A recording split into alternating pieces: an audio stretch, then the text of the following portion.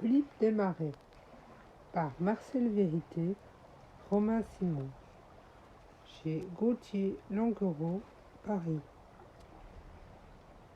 Je l'ai lu tout seul, premier livre.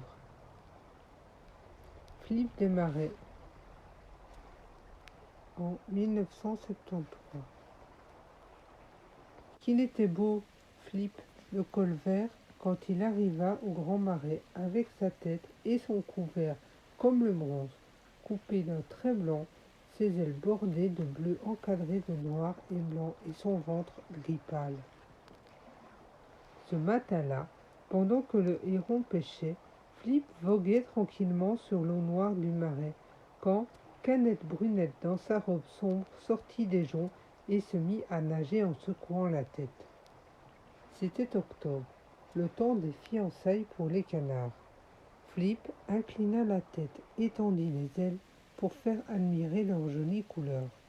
Puis, il se mit à tourner autour de Brunette, le col tendu au ras de l'eau, en poussant un doux sifflement. « Me voici !» Et la canne répondit en caquetant. « Je t'accepte, toi que j'ai choisi. » C'est ainsi qu'ils décidèrent de vivre ensemble, tandis que dans le ciel, des bandes d'oiseaux glissaient en route vers les pays du soleil. Philippe et Brunette ne se quittaient plus. Ils dormaient toute la journée dans les buissons, passaient beaucoup de temps à leur toilette, lissaient leurs plumes avec leur bec. Ils écoutaient le chant des roseaux agités par la bise, regardaient courir les alouettes de mer. Parfois, Philippe ouvrait ses ailes. Flip, flip, flip, il s'envolait, puis redescendait en une longue glissade. Enfin, ses pattes s'étalaient en avant et il était là, flottant sur l'eau. Canne, Brunette et son époux picoraient ensemble les bestioles sur les feuilles et les arbres. Puis, le soir, ils s'envolaient vers les prairies inondées. Le soleil tout rouge descendait à l'horizon. On entendait des bruits mystérieux. Le renard se faufilait entre les joncs, à la recherche d'un canard dodu. Alors toute la bande s'envolait brusquement et allait se poser loin, loin, en eau libre. Pourtant, il y avait là la loutre redoutable nageuse qui se faufilait sans bruit pour tenter de saisir un canard par la patte. La vie des colverts était difficile. Il y avait les chasseurs, leurs fusils, leurs chiens et toujours le renard qui rôdait. Heureusement, Philippe et Canette les sentaient de loin, et même le sanglier dans la forêt n'avait guère de chance de les surprendre. Ils arrivaient aussi que pour échapper à toutes ces menaces, les colverts partaient vers de lointains étangs où, hélas, la loutre leurs ennemis essayait de les rejoindre.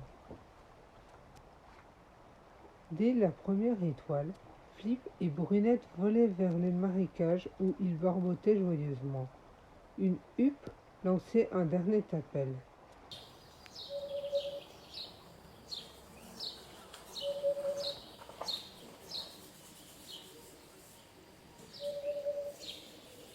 L'on faisait des rencontres car les canards colverts n'étaient pas les seuls à nager sur les étangs des forêts. Les voyageurs fatigués s'y posaient, le temps de reprendre des forces, le tardorne, le sifflet, le souchet au gros bec prêt à s'enfuir à la première alerte.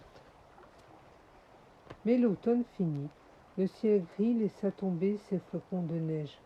Philippe et Brunette virent une fine couche de glace se former sur les eaux. Puis la glace épaissit. Les pauvres canards ne pensaient qu'à ne pas mourir de faim. Ils cherchaient les dernières larves, les dernières graines sur les roseaux. Mais l'hiver ne dure pas. L'herbe verte appelée grenouillette réapparut sur les étangs. Canne, Brunette entraîna Philippe vers une prairie inondée. L'époque des nids était venue. Brunette était pressée de pondre ses jolis yeux verts pâles. Allait-elle s'installer dans un vieux saule creux habité par une pige cassante? Elle choisit une touffe d'herbe un peu surélevée et l'installa avec des feuilles, des racines et même son duvet très doux. Philippe laissait sa compagne travailler. il préférait aller se régaler de têtards, d'œufs, de poissons, de pousses tendres. Après avoir pondu 7 œufs, Brunette se mit à couver toute seule. La canne craignait la corneille voleuse d'œufs. Elle osait à peine quitter le nid pour avaler très vite quelque nourriture. Mais quelle joie quand les premiers canetons brisèrent leurs coquilles. Pendant ce temps, Flip menait une joyeuse vie. Pourtant, dès que les 5 canetons eurent séché leur duvet et se dirigèrent vers l'étang, il se sentit tout fier et les mena lui-même à l'eau. Brunette ne se tenait plus de joie. Il fallait voir les minuscules boules jaunes godillant de leurs patoches suivre les parents. Brunette se retournait, les appelait en pépiant doucement. Quand les petits étaient fatigués ou semblaient avoir froid, elle les prenait sous ses ailes pour les réchauffer. Elle leur montrait ce qu'ils devaient manger et ces petites boules de plumes picoraient sur l'eau, de petites graines sautaient en l'air pour attraper quelques moucherons. Méfiant, craintive, Brunette surveillait sans cesse sa nichée. Elle voyait de loin le balbuzard plonger vers les buissons et poussant un cri d'alarme. Les canetons se cachaient vite dans l'herbe. Les radeaux aussi aimaient les canetons. Malgré cela, elle perdit 2 petits. S'en aperçurent-elles? Personne ne saurait le dire. 3 gaillards à l'œil malin lui restaient. Pour la sieste, chaque caneton recevait un petit coup de bec, puis glissait sa tête sous l'aile maternelle. Parfois, un retardataire égaré, en poursuivant un frelon, appelait. Brunette ne bougeait pas. À la fin, il arrivait, caïcarant, vite, se faufilait parmi ses frères. Tous adoraient la pluie qui faisait chanter les rainettes. Ils se baignaient dans le trou d'eau et plongeaient tous ensemble plaisants jusque dépasser leurs petits croupions comiques. Brunette les surveillait toujours. Elle était fière de ces petits qui avaient été à l'eau dès leur naissance et sauraient plus tard voler à 100 à l'heure s'il le fallait.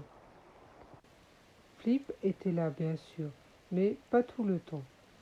Brunette continuait les bonnes siestes avec les canetons et ceux-ci commençaient à prendre un plumage fourni, à sauter après les libellules afin d'ouvrir un peu leurs ailes.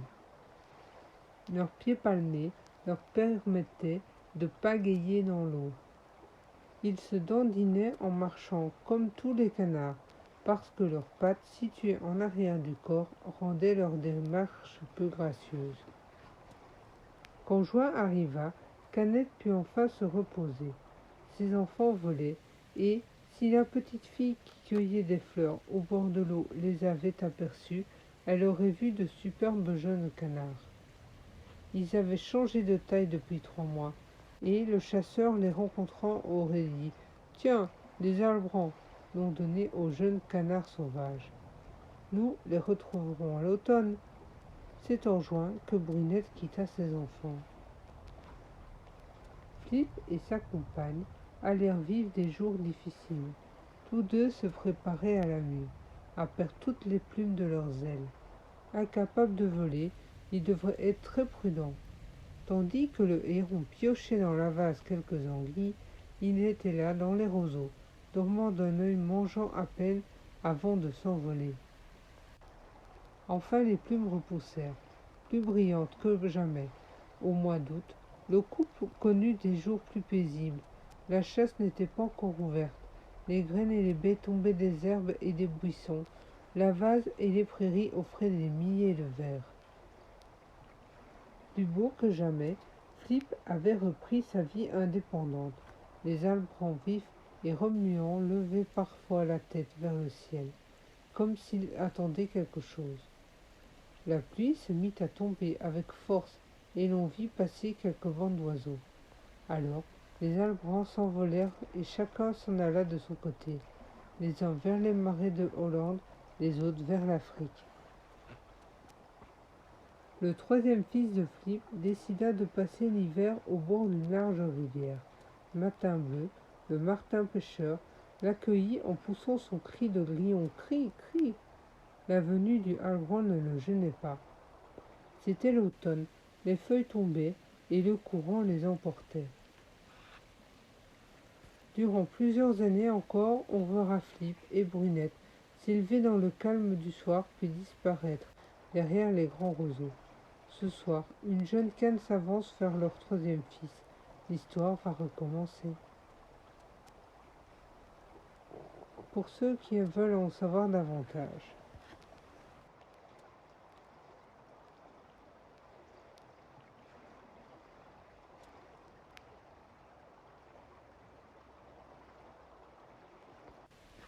Il existe deux sortes de canards.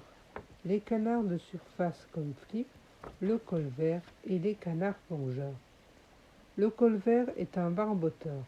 Il peut plonger, mais il aime surtout les marais profonds, les roseaux et les plantes aquatiques. Les sarcelles sont de très petits canards. Elles s'envolent puis se posent légèrement et glissent sur l'eau comme des flèches.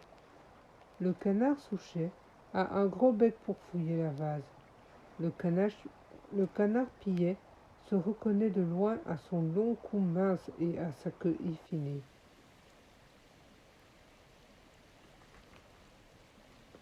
La naine rousse mâle a les couleurs du soleil sur la tête, tandis que la femelle a une robe beige et brune.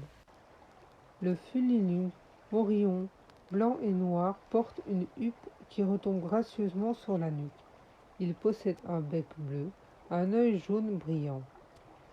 On peut aussi citer le harle, qui niche parfois dans les arbres, les macreuses, brunes ou noires, qui habitent au bord des eaux. Né d'un gros trapu, recherché pour son duvet qui sert à faire des doux oreillers. Quelques records. Le petit canard morillon peut rester 50 secondes en plongée. Le cormoran peut y rester jusqu'à 71 secondes et atteindre une profondeur de 10 mètres. Il mange 750 grammes de poisson par jour et les pêcheurs ne l'aiment pas car il abîme leur filet. Un petit canard du pôle Nord, le canard de Miquelon, détient le record de durée en plongeon avec 90 secondes. Le fou de Bassans se précipite dans l'eau parfois d'une hauteur de 30 à 40 mètres. Le plus gros de tous les oiseaux aux pattes palmées est le pélican que vous pouvez voir dans les jardins zoologiques. Les canards se nourrissent d'escargots, de limaces, de petits poissons, de larves, de têtards, d'œufs, de grenouilles, de vers d'eau, etc.